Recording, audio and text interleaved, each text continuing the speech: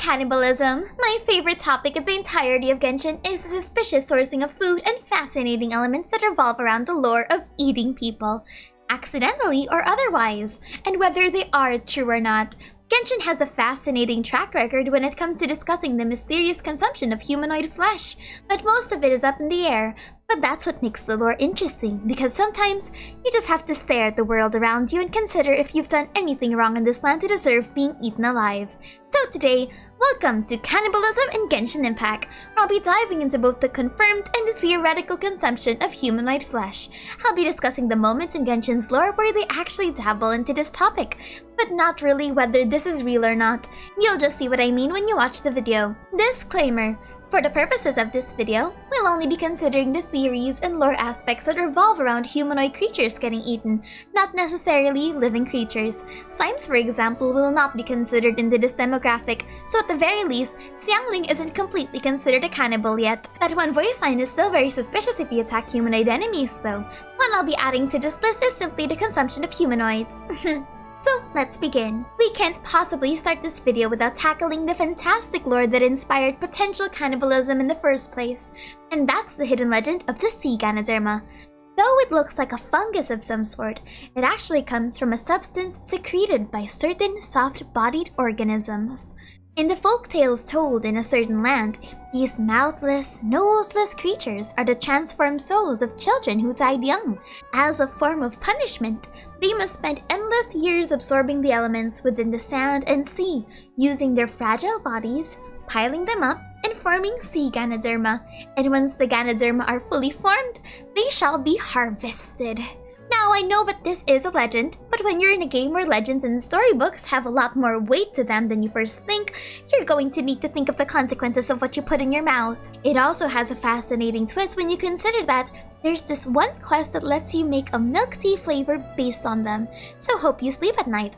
Now we move on to the second consumption of human flesh, Reindotter's effective disposal. Now, this doesn't really count as cannibalism at the regular level, since Durin isn't technically a human. But I just found Reindotter's method of throwing away prototypes to be quite hilarious. If you think A's dismissal of Kabuki Mono was bad, at the very least, she didn't feed them into a dragon. That can't be said for Reindotter though, who when conducting the primordial human project, failed prototypes were thrown into the belly of the dragon. One example of the prototype of that is the person that we see in the 2.3 event. But that's just one of the many failed attempts. I genuinely wonder how many times Reindotter has thrown her children into the belly of a dragon for it to be consumed. And it's fascinating to think that Albedo would have probably been a victim of that. Now we go on to the fascinating theories of Genshin's cannibals, and that's the weird speculation that Adeline, the head maid of the Dawn Winery, is a cannibal. Insane, right? Well, if you've ever scoured around the Genshin lore community for a while, you would know of a fascinating world commission known as the Cleanup at Dawn, which features a mundane series of cleaning up the Dawn Winery. Adeline is Diluc and Kaya's caretaker from a long back, and she's a pretty feared maid all things considered. So much so that the newer maids, Moko and Healy, are quite afraid of getting her mad. When you talk to Adeline, she tells you that she's just cleaning the rooms and taking out the trash, but apparently, there's some more rumors running wild around the Dawn Winery. If you eavesdrop on Moko and Healy's conversation though, you're going to get the following verbatim. Do you know what? No, what? We have one less key than Adeline. Does that mean there's a secret room? Right? You got it! And so this one time, when I was waxing the floors, I noticed that right down the far end of the corridor on the second floor, there's a hidden room. Really? So that's really the room that...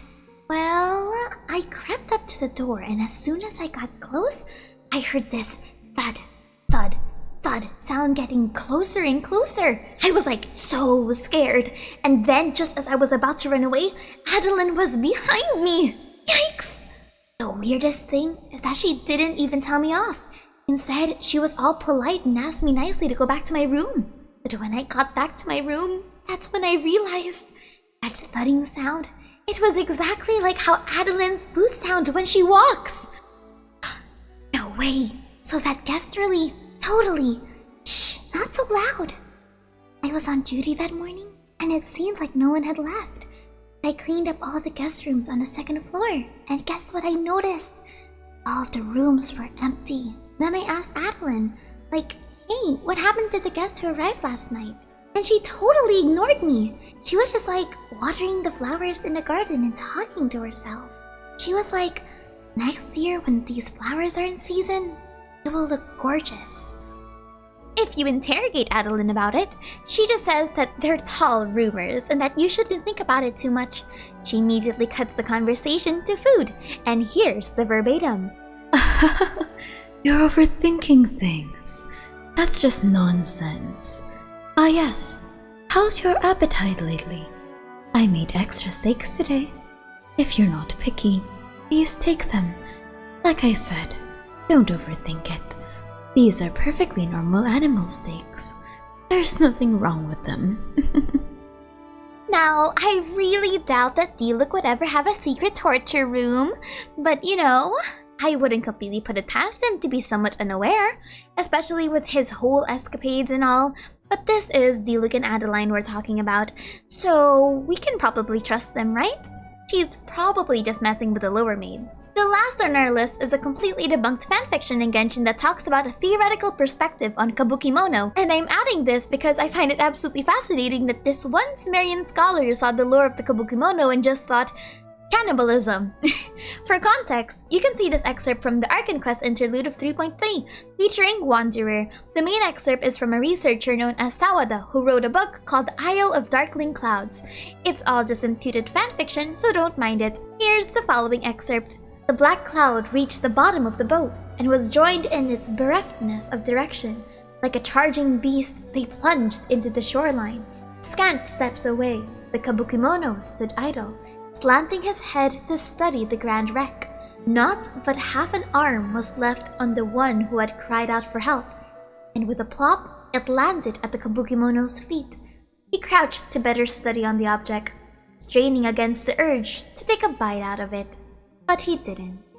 I find it absolutely fascinating that Sawada thinks that Kabuki Mono was ever a cannibal. But that's it for me today. A shorter video on Genshin's cannibalism stories, which is very fascinating because while not all of them are confirmed or even real, probably, hopefully not, it's still very fascinating to look at human experimentation and the consumption of human flesh in any kind of fictional media.